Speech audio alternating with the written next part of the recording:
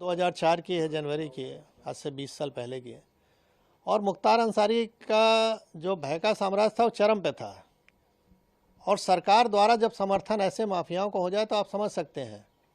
मैंने अभी आपसे कहा कि वो खुली जीप में मऊ दंगों में घूमता था, जहाँ कर्फ्यू लगा है, किसी की हिम्मत नहीं हुई उसके प्रति कुछ कुछ बोल दे, कार्रवाई की तो छोड़ दीजिए। और उस समय मैंने लाइट मशीन गन रिकवर की। आज तक उत्तर प्रदेश में केवल एक ही रिकवरी है, न उसके पहले कभी हुई, न 20 साल हो गया अब तक हुई है। और उसमें पोटा भी लगाया, क्योंकि पोटा एग्जिस्ट करता था। तो मैंने स्टैंड लिया उसके प्रति कि नहीं, ये गलत है और ये हो, इसको जेल जाना होगा। लेकिन मुलायम सिंह की सरकार तत्कालीन अल्पमत की सरकार थी, किसी भी कीमत पे इसको बचाना चाहते थे, और उन्होंने अंत में हम लोग पर प्रेशर बनाया, अधिकारियों पर प्रेशर बनाया। जब कोई नहीं सुना तो आईजी जोन जो थे उनका ट्रांसफ़र, डीआईजी रेंज का ट्रांसफ़र, एसएसपी एसटीएफ हमारे थे उनका ट्रांसफ़र, और अंत में ऐसा माहौल बनाया गया कि मुझे भी रिज़ाइन करना पड़ा 15 दिन बाद ही।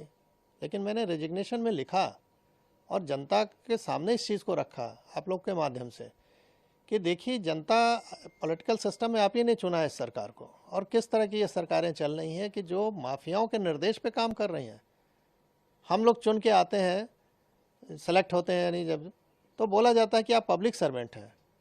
आम बोलचाल की भाषा में हम कहते हैं गवर्नमेंट सर्वेंट है, और हो गए हम पार्टी के एजेंट अगर काम करें जिस तरह से वो कह रहे हैं।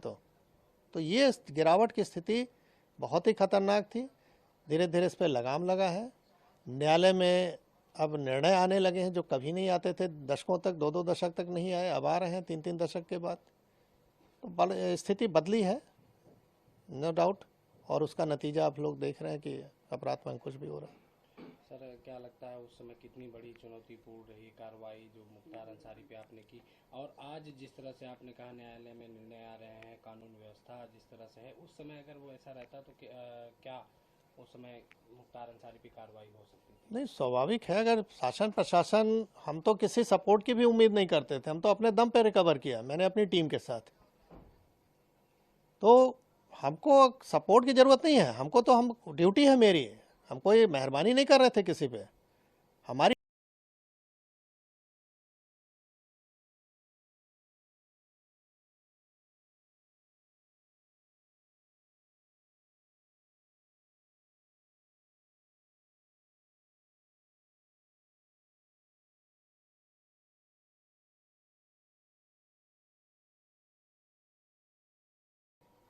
तो जनता को अपने आप राहत मिल जाए। कहावत है कि पुलिस अगर चाहे तो पत्ता नहीं खड़क सकता, ये हकीकत है। मैंने एज ए डिप्टी एसपी, बहुत छोटा पद था, बड़ा पद नहीं था, लेकिन जहाँ भी रहता था 3 से 4 थाना क्षेत्र जो भी मेरे अंडर में रहे, उसमें किसी की हिम्मत नहीं है, मजाल नहीं थी कि कोई माफिया आके इंटरफेयर कर ले और कुछ वारदात कर ले, क्योंकि उसको मालूम था कि इस अधिकारी के मत्थे चढ़ गए तो हमारी जान जानी है, हम बचेंगे नहीं। आपकी कार्रवाई के बाद फिर आप पे दबाव बनाया गया? वही कि दबाव नहीं बनाया गया होता तो मैं इतनी अच्छी नौकरी क्यों छोड़ता भाई।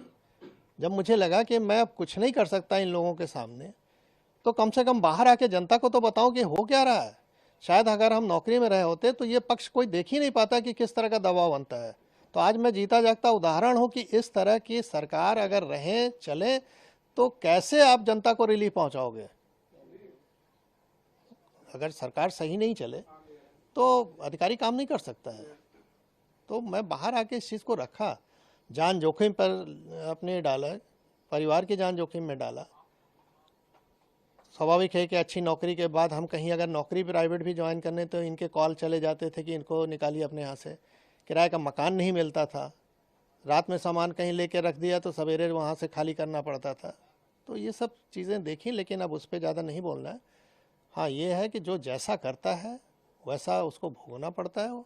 ऊपर वाले के यहाँ देर है, अंधेर नहीं है। 20 साल का समय लगा, लेकिन वो अपनी मौत मरा। जो डर दूसरों पर कायम किया था वो डर उस पर हावी हो गया, और अंत में हार्ट अटैक से उसकी मृत्यु